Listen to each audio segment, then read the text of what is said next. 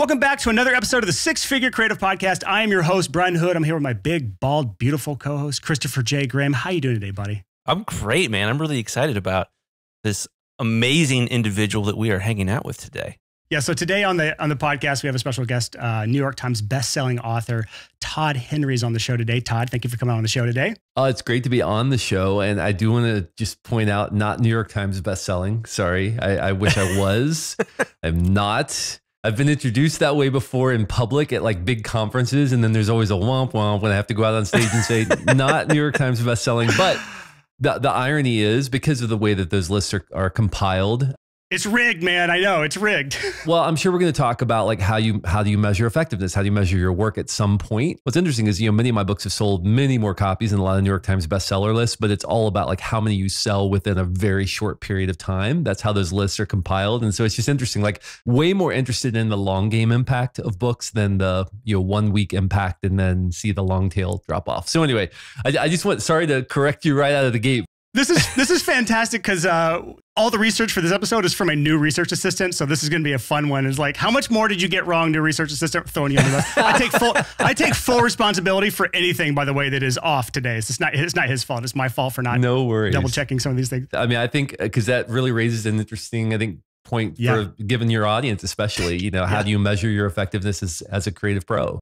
And let me just sort of like go into that, because I think this is a fascinating topic. I've had a lot of friends that want to be New York Times bestselling authors. And it is funny, you brought up a good point. If you want to measure your effectiveness, New York Times bestselling author is strange, because for 1 minute you're a bestselling author, then for the rest of your life you get to say New York Times bestselling author. Right. Even though, like you said, you've sold way more books than books that have been on the New York Times bestseller list. But that one little metric opens up a lot of doors. And that's fascinating. I was going to say, we have that same thing in the audio industry called the Grammy Award winning or Grammy nominated artist or producer. And it's the same exact thing. It's kind of a rigged system. Yeah, for sure. And listen, I would love if a book of mine hit that list. That would be amazing. The reason that I don't really look at lists as the main metric is that lists are representative of a point in time. Right. And if you're trying to build a career, whether you're designing or you're making music or you're writing books or whatever it is you're doing, if you're trying to build a career, an award is an interesting metric at one point in time. But all creative industries are a what have you done for me lately industry. And I know a lot of people who have had New York Times bestselling books, and that's their last book because it sold really well for a couple of weeks and then died off. Maybe it was like the book of the time or something. I'm way more interested in measuring impact over time. How many lives am I transforming? How many habits am I transforming, of creative pros through the work that I'm doing? How many minds am I changing? That for me is a far more interesting metric than just hitting a list one time, because there's also this sort of thing of like you hit a list and then it's kind of like, okay, now what do I do, right? Like if that's your goal, if you're playing that finite game, as James Carse would call it, right? The finite game of hitting a list versus the infinite game of how do I get more people involved with my work over time, because as I get more people involved with my work, the game goes on. That I think for creative pros is a far more interesting way to look at life and work. Whether you're designing, writing, making music, whatever it is, you have to have a game you're playing against yourself that's not measured by how other people rate you. Well, I said in the intro that you're a New York Times bestselling author, and that was a dead wrong fact. But the truth of the matter is you are a legitimate bona fide author. You've put out 5 books. You have traveled across the world doing talks in front of thousands, or I guess 10,000 plus people at a time, doing live talks. You have your own podcast and so much more. And I think a lot of our audience is struggling with, how do you stay creative? How do you put out hit after hit after hit? How do you stay in what you call the infinite game?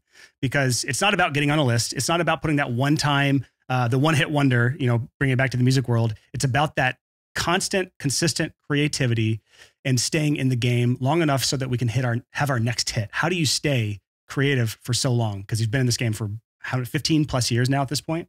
Yeah. And I've been leading teams and doing this work for a couple of decades, right? Over a couple of decades. And, the Excellent Creative Podcast started in 2005. And the funny thing is I thought I was really late to the podcasting game in 2005, which is hilarious to look at now. Yeah.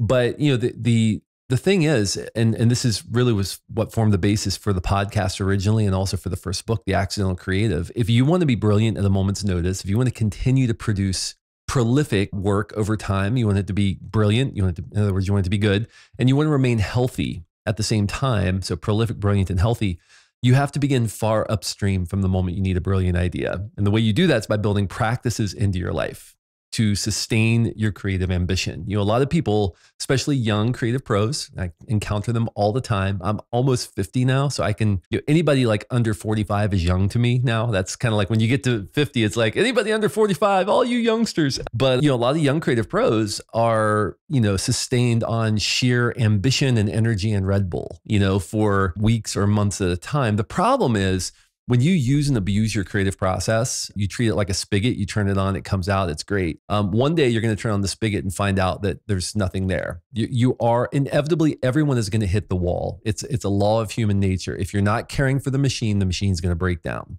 over time. And so some of the ways we care for the machine is having time set aside for absorbing inspiring stimulus, not just treating it haphazardly, not just, scrolling Instagram, not just, going on TikTok and looking at whatever is funny and clever and relevant at the time, but actually dedicating time in your life to absorbing stimulus that keeps you inspired, engaged, thinking about the world in new ways. Can you give some examples of that creative stimulus for you at least, or what you've seen that's been an effective form of creative stimulus? Yeah, I think it varies depending on your industry, right? Or depending on what your particular curiosities are. I read everything from particle physics books to history books to books about my industry, about my craft, books about writing. If you saw the stack of books sitting next to my office chair right now, it's an incredibly varied stack of books that I'm going through. By the way, that's the other thing. I very rarely just read one book all the way through. I've always got like 4 or 5 I'm reading at any given time. So one of them is... thank God I'm not weird. Yeah. I do the same thing. One of them is Citizen Soldiers, which is it's a history book about World War II. One of them right now is a book called Dominion that's like this thick, which is about basically history from a couple hundred BC all the way through the modern time as shaped by faith and religion in the Western world specifically, which is a really interesting dynamic. I mentioned James Carse a little bit ago, Finite and Infinite Games, the little tiny little book that he wrote, the book of philosophy that Simon Sinek, his ideas into a book called The Infinite Game recently. But the original source for that was a book I read a handful of years ago. And the thing is, like when I'm out doing interviews, when I'm talking to people, when I'm writing, I just finished a new book that comes out this fall, as I'm writing, like these things just pop out of my brain because I've been filling my well for so long, and thinking about these ideas that they're just at the ready when I need an illustration or an example. So if you're a designer, for example, and you're working on a project, if you've been filling your mind with valuable stimulus from other people in your industry who are doing interesting work, you're reading about their methodology, their thought process, or even not something in your industry. I have a friend who was a creative director who has been the creative director. We used to work together, creative director for some of the biggest musical tours in the world, put together some of the biggest television productions in the world. And he got all of his inspiration from reading fiction. He never even looked at other people's work. He just read fiction and used that as the basis for his creative inspiration. But he had a discipline of going someplace to find inspiration regularly. And that's all we need to do. So identify a handful of topics that interest you, that you're curious about, and just begin reading, absorbing, experiencing stimulus in those areas. So if you want to, Steve Jobs once said creativity is just connecting things. If you want dots to connect, you need to put dots in your head to be able to connect. So that's really the basis there. A couple other examples of practices. We're really good at managing our time and we're terrible at managing our energy. So we stack meeting after expectation after expectation. And we get to the end of the day, we got nothing left to give because we're not managing our energy effectively. We're terrible at saying no. We think if we physically have the time available that we should say yes to something, but that's not the way the creative process works. We need space. Creativity is not efficient, but it doesn't waste anything. We need space, which means we need to get really good at saying no. We need to be really good at pruning sometimes good things. We need to say no to good things so that we can accept better things. We can, incorporate better things into our life. So anyway, those are just a couple of areas. There are 5 of them I wrote about in the Accidental Creative, but just a couple of areas that we need to build practices in order to stay prolific, brilliant, and healthy. Can you talk a little bit about, you mentioned it earlier in that wonderful long spiel of, there's so much I want to talk about. We don't have enough time, unfortunately, but can you talk about the creative environment? Creative environment is something that I've seen you talk a lot about. You've written about it. And it's something I think that our audience likely doesn't do a good enough job with. And so I learned that you have a set of candles that with different smells that you light up when you're trying to get into, a creative mindset. You have certain music you play? Like what are some things you do and some things that you've seen done to create that creative environment that spurs creativity inside of us? Yeah. So humans are creatures of habit, and the signals we send to our brain through ritual often connect us deeply to time and place. It creates almost a sacred space for us to do our work. And so for me, I mean, you mentioned a couple of mine. When I go into what Cal Newport calls deep work, meaning I'm deeply immersed in here and now, in the moment. I'm not being distracted. I'm not trying to do a bunch of different things. I'm just focused on writing a book, for example. And it's a good example because I have some specific rituals about writing a book. When I'm writing for my book, I have a candle that I light. It's right here. It's on my desk, and I light it only when I'm writing. That's the only time I write it. I have a specific soundtrack I listen to, Deep Meditation Experience by Ambient Music Therapy. I've been listening to it since I started writing The Accidental Creative in 2009. It's the only thing I listen to when I'm writing. It's on in the background, and I start it when, as a matter of fact, Google Assistant, which I'm hoping it won't wake up. It didn't. Good. On my desk, and I have a command that I say I'm doing deep work. And when I say that, it lowers the lights in my office. It doesn't light my candle because it can't do that, but it starts playing that soundtrack, and it just puts me in that focused mode. And my brain automatically, I sort of settle into, okay, this is what I'm doing for this period of time. The more we ritualize what's important to us in our lives, the more consistent our results are going to be. If we treat the important things in our life, if we treat them by chance, if we basically just do them when we feel like it, they're not going to happen. So we need to build rituals around the things that matter. In my book, Louder Than Words, I wrote about the importance of having a list I call the dailies. The dailies are a set of daily practices that you implement. And I have 8 of them that I do every single day. And I have a checklist. And every single day, even though by now I've been doing them for years, I could do them by rote probably, I check them off the list because that's part of my ritual, right? So every single day, I look at the end of my day, I look back and I say, did I do all of my dailies? I did. Fantastic. And that's a way that I keep myself moving forward. You have to decide what those things are. For some of you, it could be I create a piece of content every day. For some of you, it could be I reach out and do business development every day. For some of you, it could be I don't know, I write a song every day. I don't know what it is, depending on who's in the audience right now, but you need to have a set of dailies that you do to keep you moving forward, to keep you moving toward your ambitions. I'm curious, Todd. So I'm loving this conversation, and I know Einstein famously used to play the violin as he was, working on physics, and that sort of combination of stimuli or that creative outlet or whatever. Like there is something magical about being able to set yourself up to have that perfect vibe, that perfect creative environment. And for me, like that's totally me. I got to have a guitar in my hands, and I know hopefully our researcher did a good job, but I am a fellow mandolin player like yourself. Mine is hanging right over there, as a matter of fact. Nice, man. Is that part of your process? Not the mandolin so much, but I do have a Dan Electro 66 hanging right in front of me right now. And I will get up and go pick that up and start noodling on it. Or you can see the piano behind me, I'll start playing. When I'm in the midst of just thinking about something, it helps, right? To have something in your hands, you can walk around. I mean, for other people, it might be taking a walk. For some people, it might be knitting or crocheting. There's actually a principle called the Breakout Principle. A book was written by Herbert Benson and I can't remember the other person's name, 2 researchers who discovered that when you deeply immerse yourself in a project for a period of time, do that deep work, right? And you reach an impasse, don't try to push through the impasse. Instead, go do something mindless. And what they encourage people to do is like knitting, walking, something where your executive brain is going to be occupied by doing this other thing, and it lets your subconscious part of your brain continue to work. And what they discovered is often when you come back and re-engage the work, you have a brand new idea in your head. And that's, I think, what Einstein in that example was maybe inadvertently playing out, literally playing out, is that, he was allowing his executive brain to do something because he probably had to concentrate a little bit on playing the violin, and it disengaged his executive brain from the problem. But his brain continued to work, his mind continued to work in the background on what he was just obsessed with, because that's what your mind does. It looks for patterns. And that's probably why he engaged in that behavior, because he found that to be really effective.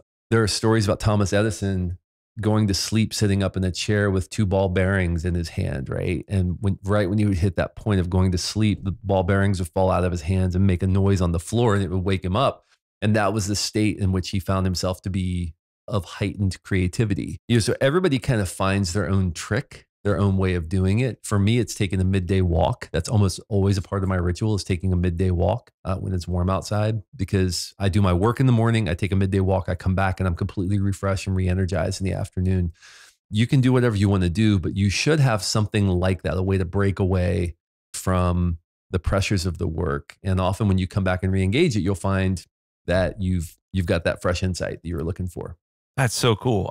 I personally have been doing a lot of, in my own life, something called I rest. It's a type of yoga nidra, that's similar to this Thomas Edison idea. It's trying to balance this spot right in between awake and asleep. And it's I've found like just a well of creativity in there, but also it's been really good just from a health perspective. I feel like a more whole person when I come out of spending some time meditating with yoga nidra. So, meditation is something that has really become such an important part of many people's lives. And I think part of it is we don't really spend a lot of time thinking compared to past generations. Past generations had a lot of time to think. They were out doing farm work. They were, doing manual labor that was very repetitive. I mean, for the most part, right? Like they had a lot of time to just spend with their thoughts. We don't have a lot of time to spend with our thoughts because we're so distractible. And so we don't know what we think. Like you have no idea what ideas are bouncing around in your head. You have no idea what you think because often you're just reacting. You're not really taking time to stop and to synthesize and to process. And so I think what you're describing, that sense of wellness that you have, is probably a sense of harmony with your own thoughts and beliefs, because you have actually taken the time to allow your thoughts to distill into something that looks like patterns. And I find the same thing when I meditate. It's like, oh, I didn't realize I felt or thought that way because I was so distracted. Yeah. Well, and it's an interesting time for this conversation because 2 years into COVID, a lot of people have had a lot of time to think. And sometimes that's been good and sometimes that's gotten messy. For me, when COVID hit and I started really I figured out that what you preach, this idea of be brilliant, prolific, and healthy, that I had missed that last one and, started to struggle and, had to enter into a season of healing. And I love that you are camping out at this intersection here of like, let's be creative. Let's do amazing work, but let's not sacrifice ourselves at the altar of genius. I love that, man. Yeah, there are more important things in life than your creative output. Your life is a portfolio of passions. It's not one thing. If you had a financial portfolio that was one stock, every financial advisor would tell you you are insane for doing that. And the same goes for your life and your passions. You need a portfolio of passions you're investing in. And some of those are going to be your job, obviously, but some of them need to be outside of your job. They need to be outside of your work. You sit at the center of everything you do. And so what is in your portfolio of passions? And you just like with money, we think about our time, and we should think about our time in terms of some of it is there to be spent, which could be our job, right? Some of it's there to be invested. So are you investing your time in things that might reap a dividend 2, 3, 5, 10 years down the road, whether that's skill development, investing in equity, your podcast called The 6-Figure Creative, right? Like so many creative pros settle for being freelancers. You pay me for my time, but they're not investing in endeavors where they're going to have some equity, where they're going to have some ownership, and often that means I'm going to donate my time for a while, invest it for a while, so that on the other end of it, I can have an ownership stake in something that's going to appreciate in value. We do that with our money, but we don't do that with our time. Instead, we just collect time for money. And that is a great way to work until you're 80 years old. Man, I wish that to me is an entire episode of a podcast right there, because there's so much to talk about within that. But we've got to be respectful of your time here, Todd, because I know you've got other things you go to straight after this, because you authors, man, you guys do these back-to-back interviews. It's the worst thing for podcasters. This is great for y'all. So given what you know about our audience, creatives, freelancers, what would be the book to start with if people are not familiar with your writings? What would be the one you would send people to? If you want to focus on your own creative process, I'd say The Accidental Creative is the great place to start. That was my first book, and that's the one really that is targeted at how to stay prolific, brilliant, and healthy. If you lead other people, Herding Tigers is my book about what creative people really need from their manager and how to give it to them more consistently. So if you're in an organizational environment, maybe Herding Tigers, but I would probably start with The Accidental Creative. And that's the name of your podcast as well, right? It is the Accidental Creative, serving up weekly tips since 2005. Yeah. So if you want an idea of what a real podcast sounds like, go check out the Accidental Creative podcast on anywhere, whenever you listen to this podcast, you can go find that podcast. So Todd, thank you so much for coming on the podcast today. And just again, it's been great having you on here, man. Yeah. Thank you guys. And thanks for the great work you do. So that is it for our interview with Todd Henry. Chris, what did you think, my dude? Dude, I loved it, man. Like it was strange because I kept wanting to open up to him about like how I failed to balance my own be brilliant, prolific, and healthy at the same time. But I loved sort of his angle that when he talked about the long game, not just going after, well, I just want to like, get the accolade and then my mom will respect me and then I can go on my creative career. There's a quote from a guy named Tom Sachs, who's this like sort of really avant-garde artist / filmmaker. And he says, when it comes to creatives, that the reward for good work is more work. And I think a lot of people, they look at the reward for good work as an award. It's a Grammy, it's an Emmy, it's a Tony. Yeah, sure, cool, very cool stuff. But I think ultimately for creatives, the reason that you're still listening to this podcast is that you, like us, believe that the reward for doing great creative work is that you get to do cooler, more creative work. And it's about that sort of cycle of figuring out how to just make the next awesome thing. Yeah, that's interesting because I had a pre-interview conversation with a potential guest on the podcast yesterday. He's actually from our community, and he had his first 6-figure year recently. And the cool thing about his career is that he's not working with any huge artists. He doesn't, as far as I know, at least in our conversation, didn't have any major accolades or major awards or any main artists that he's worked with. He's just gotten to work with a lot of cool artists that most people have never heard of because he is okay with playing what we refer to in this interview a couple of times is that infinite game. Business is an infinite game. There is no end to it. There is no real end goal to it. It is just how long can we keep playing this wonderful infinite game? And in creativity, you brought up just the mental health. What was it? What was the 3 things that he talked about in his book? That was be prolific, be brilliant, and be healthy. Okay, what does prolific mean? Because I honestly don't even think I know what that word means. So prolific means that you make a lot of stuff all the time. Okay, yeah. So just consistently putting stuff out in the world. So like if you've got like 180 podcast episodes out there in the world, some might call that prolific. We've got 190. This was episode 190, Chris. I know. I was trying to make you feel good about yourself. Oh, okay. Yes. Yeah. And that was one of the things I wanted to talk to him about. This is the one thing I wish authors just had more than 30 minutes for interviews, but you know what? They're prolific. So they're going to put out tons of smaller pieces of content because that was one thing that authors are good at and he's great at is knowing when to say no or when to have those boundaries in place. So just when you see authors doing 30-minute interviews, honestly, I struggle listening to other podcasts when authors come on because the interviews are so short, but there's still so much to be gained from these shorter interviews. And they're so good at setting these boundaries in place. But I wanted to ask him about balancing that perfectionism mindset with just putting out low quality work because authors like him or other creatives like Lisa Congdon, who was on the show a couple of weeks ago, where they have to put out a lot of stuff, but it has to be that high quality.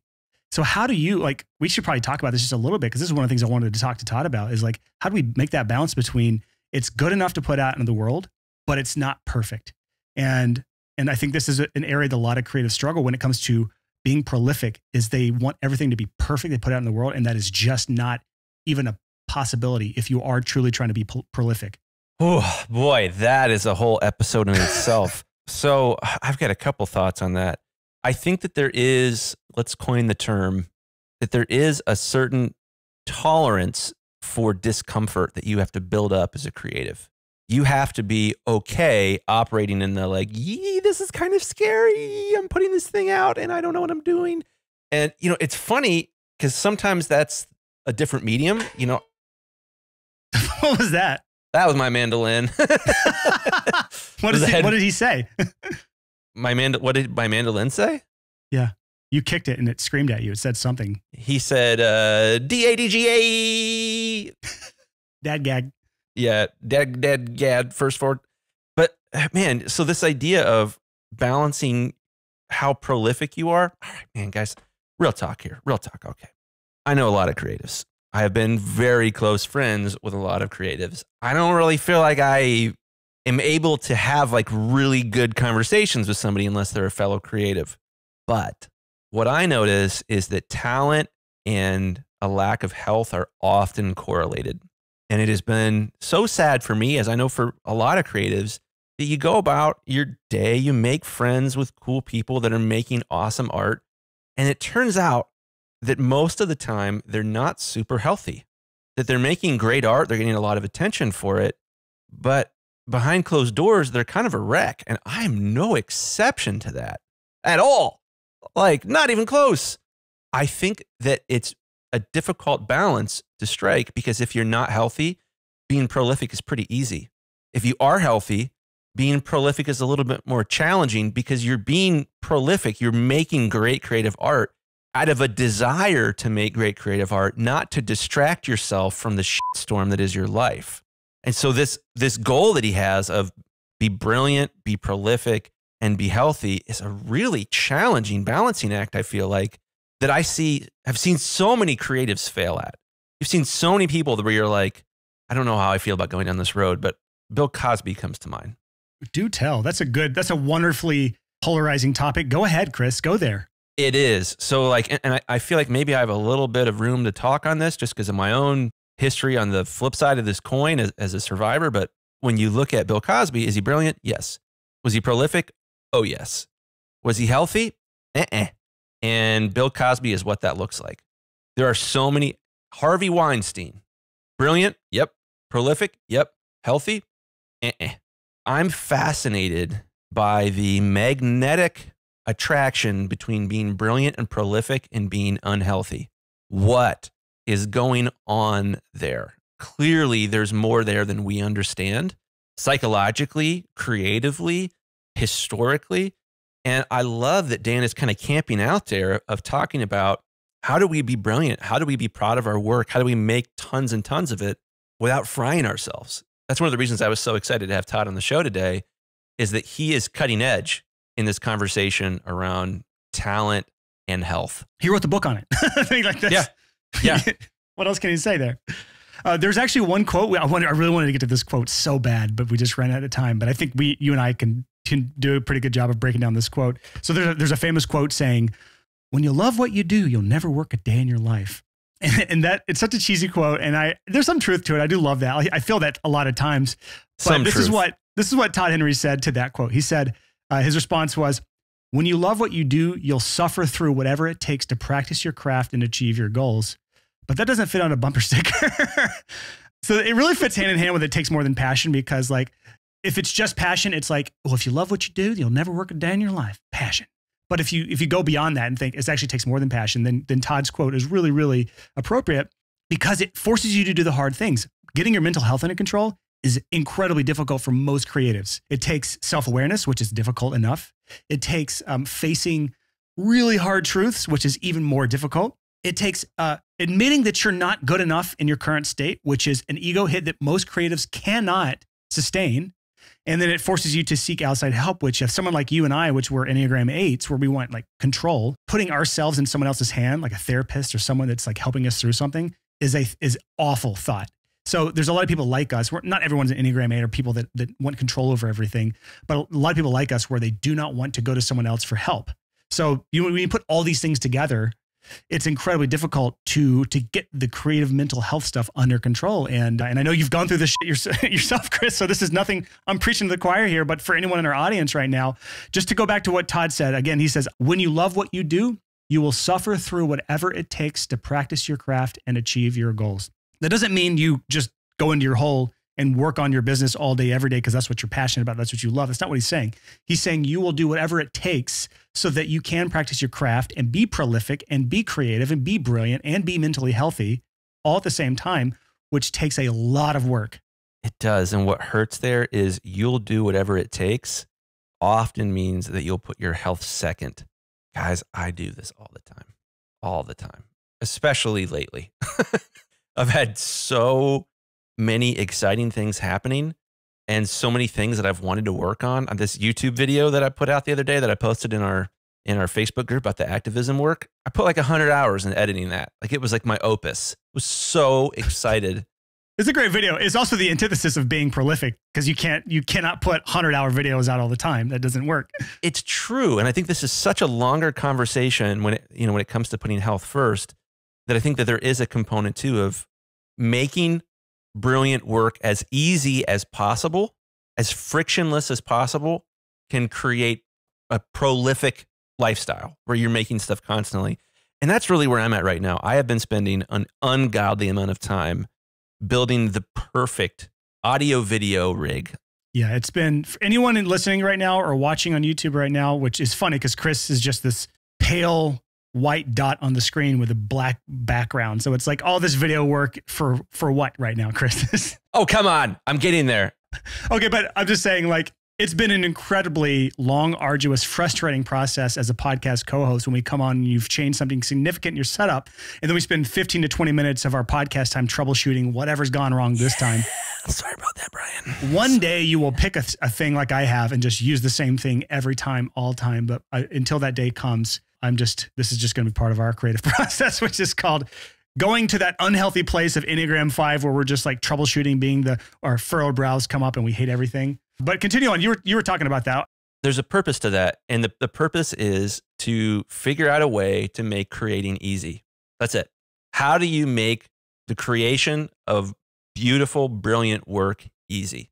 And for me, like that's been trying to find a way to be able to come into my office, sit down, video lights turn on, camera lights turn on. I push one button and I can start recording video. And then that video goes to my editor and that editor edits. And then I get an editorial process where I can look at it and give feedback. But removing that friction where there's no room for me to be like, I don't know if people will think I'm cool enough if I don't, like when I start to second guess myself, when that health starts to get in the way, like I need a crutch. I need to be able to have a system that helps me be brilliant and prolific, or I will just be unhealthy, not brilliant, and not prolific. I think you need to work on your creative environment, Chris, because right now you're in this weird dark hole. And he talked about it with his, like he has a candle he lights up. Todd has a candle he lights up. He has the mood lighting on. Like, what's going on with your creative environment in there? That is exactly where I'm at. And so today, if I can find enough time, I'm making a video about my creative environment. If you can find the time, are you just going to look under your cushions for the time, Chris? Are you going to make the time? What are you going to do here? I've got a business coaching session this evening, and depending on how that goes and how far over that goes, then I will tackle this project. So what you're saying is you have a hard time saying no and knowing when your cutoff limits are, like our guest Todd Henry, where he cut it off right at the half-hour mark. Stop it. You're hurting me. I'm just challenging you to follow what our guest just told us. He's coaching me. Oh. Yes. This is a little different. Interesting. I practice what I preach, man. Oh. Well, if you can siphon more time out of your business coaches, then I'm all for that. But it still brings up a good topic for our audience. It still brings up a good topic for our audience, which is like, if you are in a situation where you've put boundaries in place and you don't stick to those boundaries, you are doing what I thought Chris Graham was just doing there, which is giving up time or sacrifice. You're sacrificing yourself in a situation where it's detrimental to your businesses. And I'm glad that wasn't the case, Chris. I'm glad it's completely different than what I thought it was for you, because that maybe you won't. Now it makes more sense in your situation, but how many times in your life have you bent over backwards for a client that's taking advantage of you? Like where they're either purposely or unpurposely, just because they didn't know they were pushing through your boundaries that you had set up. You just allowed it to happen, that you lost time, and now you don't have time to work on your business, which for you is creating a video. For our audience, it could be something like putting some sort of marketing funnel in place, building a new website. It could be building out a new system, a new standard operating procedure, which we still need to talk about on the episode or on the podcast, Chris. Like, unfortunately, it's usually not humans that steal my time. It's usually not other humans that steal my time. It's me. It's your damn gear. It's not gear. It's just that I get distracted. Is that I get in a position where I'm like, I'm stressed. I want to occupy myself with something that's not as stressful. So I'm going to work on the things that are not the most important things, but are still good things, so that I don't feel bad about myself. No, I get there too, man. I'm the exact same way all the time. So I completely understand that. And I think our audience does too. And when we find a solution to that, we'll let everyone know. But that's just real talk. It's seriously. I'm convinced, whether it's true or not, that once I have built the mother of all content creation systems for my space over here, that just makes it easy, that my time management will become a lot easier. But really the truth of it is I love building this giant camera, microphone, recorder, light doohickey. And as a result, it's to your detriment though. It is. I've put so much time into this because it allows me to not think about everything else that's going on in the background of my life. And that is an healthy, common thing that a lot of creatives do. And I hope me being open and honest and sharing this, that like, yeah, time management, there are seasons of my life where it's been the easiest thing in the entire world. And, you know, the systems and automation that I built just made that a piece of cake. And there are times like right now, navigating divorce and law changes and activism and business coaching and mastering, and all the things. And our podcast, that it has been challenging for me to make space and keep it open instead of finding an excuse to do unimportant work that is not urgent, just so that I feel a little bit better about myself. You know what we should have an episode on, Chris? We should have an episode on simplifying your business. Because I think as two people with entrepreneur ADD, when you add complexity to your business, you start facing struggles like this, like you're going through right now, which is that entrepreneur ADHD is going all over the place. And so you're working on things that aren't really important right now, and you're ignoring the things that are important because you have too many variables, too many things going on in your life and your business right now. And some of them are avoidable, not all of them, obviously, but it's definitely a topic worth talking about because so many people do the exact same thing in their own worlds. Let's do that, man. Let's do that for our next episode. Yeah. All right. So anything else before we wrap this episode up, Chris? Just me. I want to play you a little song. Let's see here. Prolific profits for the create. This is so fucking stupid. I wish I didn't do that. I was like, either he's going to put out a banger really quick and it's going to be the best podcast outro ever, or he's going to flop, and you chose option number 2, sir.